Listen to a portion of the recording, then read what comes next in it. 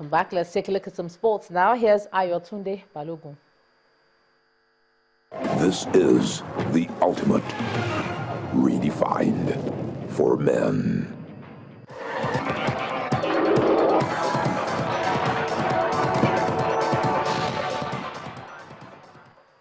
Well, many thanks, Enyeama. And these are the stories in the world of sports. Right now, the Nigeria Football Federation, the NFF, has commended the efforts of the Flying Eagles that crashed out of the FIFA Under-20 World Cup in New Zealand. The African Champions campaign at the biennial tournament came to an end in the round of 16 after a 1-0 defeat by a compact Germany team in Christchurch. The NFF said, quote, "Football is about winning, but winning has different dimensions. We may not have won, but we have won a battle to take our desired dream one step further. Our dream being to not just win matches and trophies, but to develop a sustainable football culture for Nigeria," end of quote. The NFF stated that its recent subscription into the best football analysis software, ProZone, underscores the commitment of the new administration to taking Nigerian football to another level. Super Eagles skipper Vincent Enyeama says there will be no room for complacency against the Chadians. Enyeama says the team's absence at the last Nations Cup was a disaster which must not be allowed to happen again. With due respect, we should win, but then we're not going to underrate anybody. We're not going to underrate the Chadians. I don't really know much about them, but then we're going to go all out. God help us. We're going to go all out, do everything humanly possible to get 3 points in that game. We just pray God to help, that we will achieve what we want to achieve on Saturday. We want victory, we want success.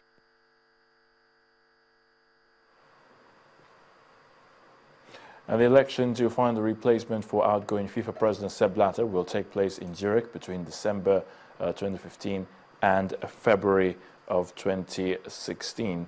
It will be held during an extraordinary Congress which will consider reforms of FIFA's organizational structure, including changes to its statutes. The exact date will be decided at an executive committee meeting in Zurich on July the 20th. Sepp Blatter said on June the 2nd that he would lay down his mandate only 4 days after being elected for a 5th term in office. FIFA's Director of Communications, Walter De Gregorio, is stepping down with immediate effect. Gregorio will relinquish office, though he will continue to serve on a consultancy basis until the end of the year. He joined FIFA in September 2011. His deputy will now resume the role.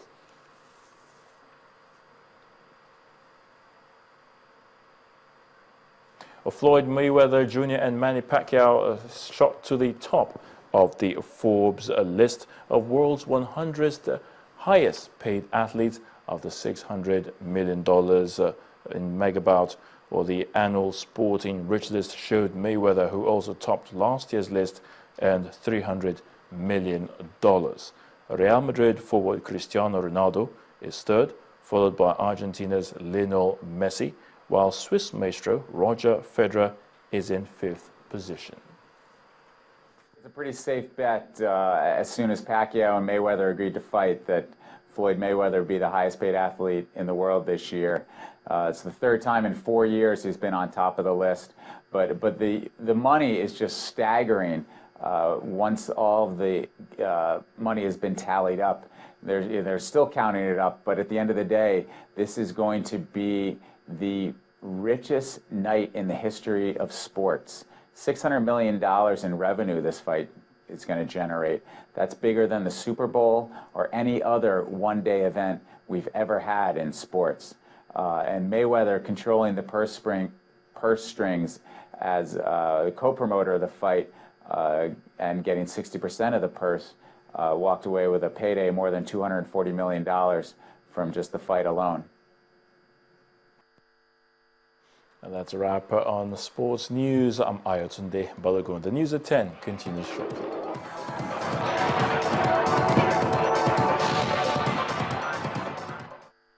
This is the ultimate redefined for men. Illegal migration is still a huge challenge for which various countries are merging to find a solution. The latest effort is coming from Russia and Egypt. Here's Cynthia Are with more.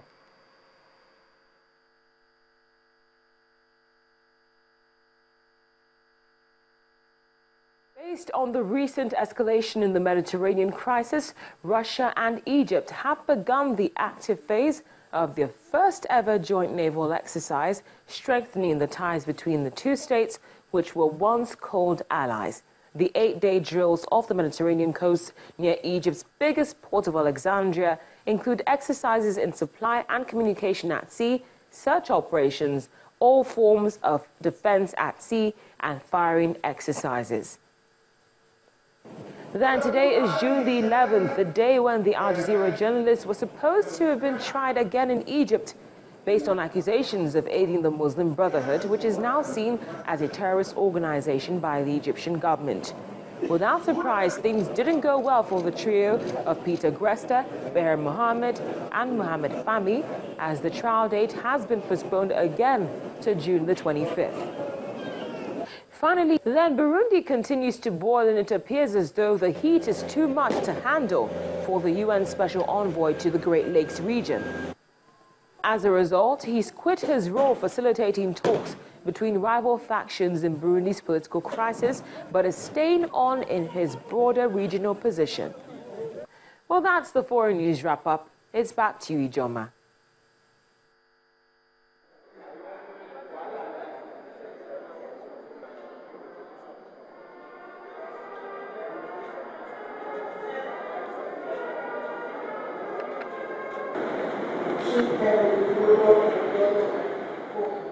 The visuals you see there are the legal community in Lagos. Well, they today held a valedictory service to honor one of their own, Chief Henry Theodore Coker, a senior advocate of Nigeria who passed on peacefully on May the 21st, 2015, at the age of 85. Chief Coker was born in Lagos on November the 6th, 1929. He obtained his law degree from London in 1960 and was admitted to the Nigerian bar in 1961. He specialized in admiralty law and is on record as being the first Nigerian lawyer to file an action and successfully arrest a ship. Our judiciary correspondent Shola Shoyele reports that he was honored today at the foyer of the Lagos High Court in Bushiri on Lagos Island by members of the bench, led by the Chief Judge of Lagos, as well as members of the inner and outer bar, many of whom describe him as a legal icon who lived a fulfilled and driven life of service to God, the nation, and humanity.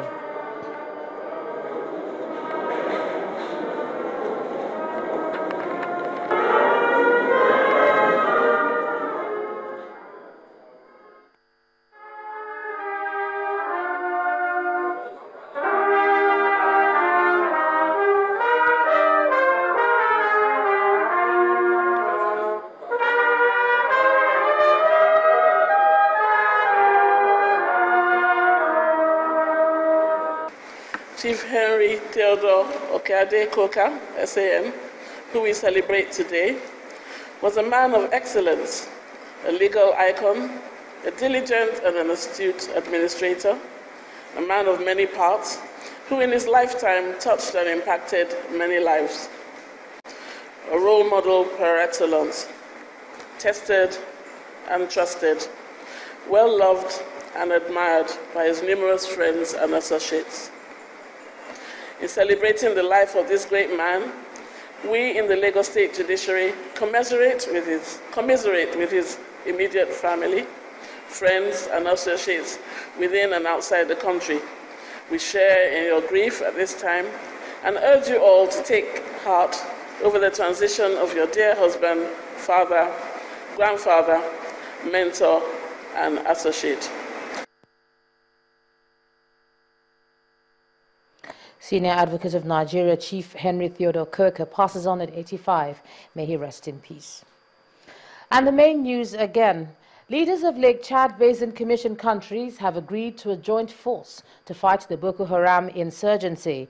President Muhammadu Buhari advocated sustained pressure on Boko Haram to downgrade their combat capacity.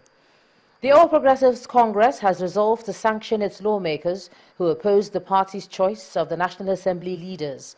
APC National Publicity Secretary Lai Mohammed said sanctions will follow due process. The Speaker of the House of Representatives, Yakubu Dogara, has promised to ensure a united House during his tenure. And 350 illegal migrants have been rescued off the coast of Tunisia after they tried to sail from Libya to the Italian island of Lampedusa. Well, that's the news at 10 tonight. Thank you so much for staying with us. I'm Enyeama. You have a good night.